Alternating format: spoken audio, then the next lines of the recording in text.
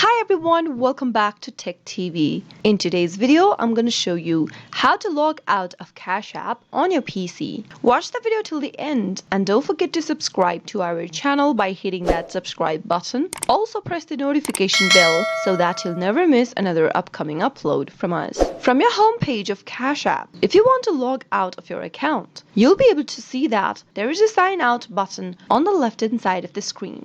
Give it a click and make sure that you want to sign out of your account by clicking on yes in the pop-up. Once you do that, you'll be taken to the sign-in page to Cash App. That is how you can easily log out of Cash App on your PC. To log in back again, you'll need to enter your email or your mobile number associated with Cash App and follow the on-screen prompts. That was how you can easily log out or sign out of Cash App using your PC. I hope the tutorial was helpful to you. If it was, go ahead and give us a thumbs up. I'll soon be back with more videos like this. Thanks for watching.